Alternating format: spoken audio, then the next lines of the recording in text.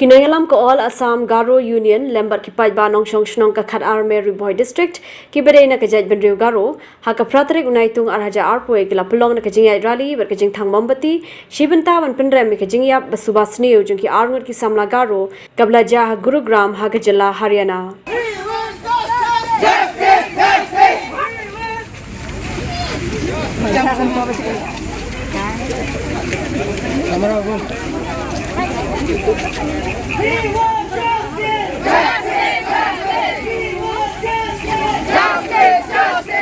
Kumban kedo dangshan ki Arngut ki Samla na ka jaidbynriew Garo ki bakintu bi ka Samla Rose sangma ber Samuel sangma ki la Khlad sendet ha Gurugram ha ka jylla Haryana ha ka balami ru ka jing suba sniew Halor ka ni ka Jingkhlad ka basendet jong ki ni ki Samla ki bedai ru na ka jo ka yeng ka sem Halor ka ni lami ru ka jing Dawa na ki babon balang ban Pynlong ka Jingtohkit ka babanya ban na kliang ki nongïalam ko All Assam Garo Union ki la Dawa na ka sarkar Meghalaya ban tuklar Halor ka te ka jingja ber kumjuru ban Pynlong na ka Jingtohkit ka babanya ban lap ka jing shisha Halor ka Jingkhlad jong ki ni ki Arngut की सामला ना के जाidbynriew Garo भाई बेटा बेटी को हत्या हुआ है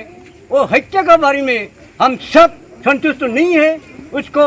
सही विचार करके सही तदंत करके उनको जो हत्या हुआ है वो जो हत्याकारी है उसको अरेस्ट होना चाहिए और उसको मृत्यु दंड सजा देना चाहिए। ये